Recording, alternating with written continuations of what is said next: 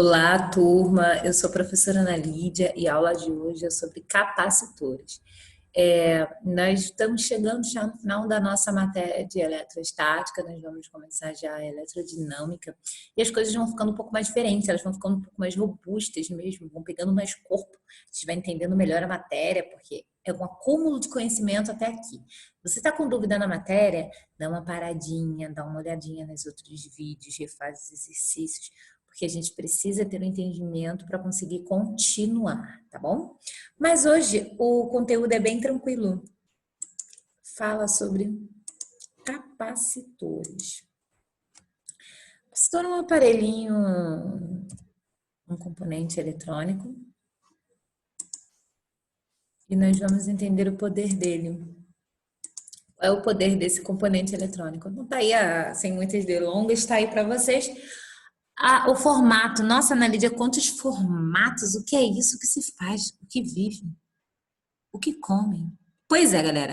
Capacitor nada mais é do que esse aparelhinho que consegue armazenar energia elétrica, cargas elétricas opostas. Ok? É isso. O capacitor, ele armazena energia. Beleza? Mas, Ana Lídia, capacitor armazena energia? Quanto dos aparelhos que está aí agora na tua volta precisa de energia armazenada? Não dá para ficar carregando toda hora, ficar no carregador. Ela tem que ter energia e me doar energia à medida que eu precisar. Pois é, quem armazena essa energia é o capacitor, ok? Vê que tem vários formatos aí de capacitor. Então, como eu disse para vocês, capacitor armazena energia eletrostática quando há diferença de potencial entre os seus terminais. E você vê que os formatos são bem típicos, né? Sempre são dois eletrodos, ou duas placas, ou dois eletrodos condutores, que são separados por um material dielétrico isolante. A carga é armazenada no limite entre esse material dielétrico e o material condutor, ok? Sempre na superfície. E como eu quantifico isso? O quanto de capacitância tem o meu capacitor?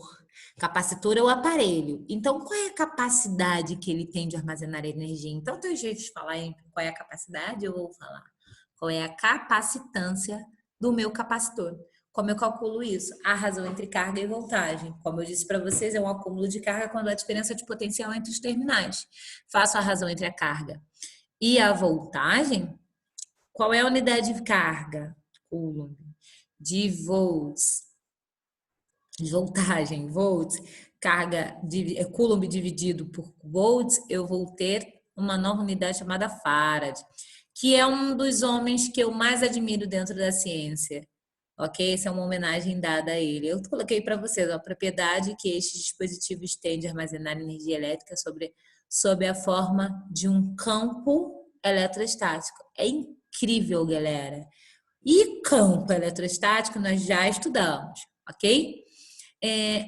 Como se comporta agora essa quantidade de energia, dependendo do formato que eu tenho de capacitor, é o que nós vamos ver agora. Por exemplo, se eu tiver um capacitor esférico, existe uma fórmula para eu saber, Ana Lídia, a quantidade de capacitor, de capacitância que tem o meu capacitor esférico? Sim, tá aí, olha. Lembra lá da fórmula da voltagem para condutores esféricos? Por isso que é importante saber da última matéria que foi falada. Substituo isso na minha fórmula de capacitância, que é a carga dividida pela voltagem. Só vou atrelar essa voltagem a um condutor esférico. Pronto, eu tenho a razão entre o raio e a constante eletrostática do meio. E eu descubro a capacitância do meu capacitor.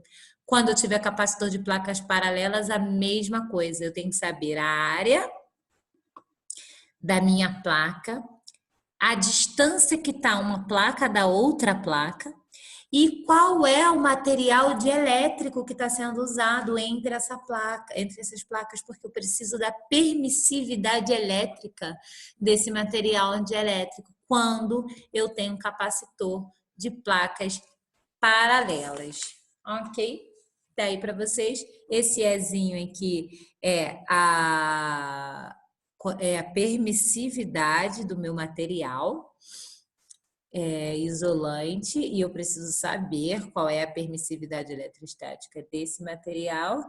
D é a distância entre elas, já sabe que distância em metro, A, metros quadrados, sempre Sistema Internacional de Medidas, e capacitor continua sendo Faraday. Ok. Separei um exemplo para vocês entenderem como é tranquilo. Eu tenho um capacitor que armazena em suas placas uma carga de 40 milicoulomb, quando submetido a uma DDP de 20 volts. Determine a capacitância desse capacitor. Capacitância desse capacitor, capacidade que esse capacitor tem de armazenar energia. Coloquei aí, pronto. Tá aí para vocês. 40 vezes 10 a menos 3, que é mili, dividido por 20. 40 dividido por 20. Tenho aí 2 vezes 10 a menos 3, ou 2 milifaraday, que é a unidade do Sistema Internacional de Sistema Internacional de Saúde, ó, Sistema Internacional de Medidas. Ok, galera? Agora a gente vai começar a associação de capacitores.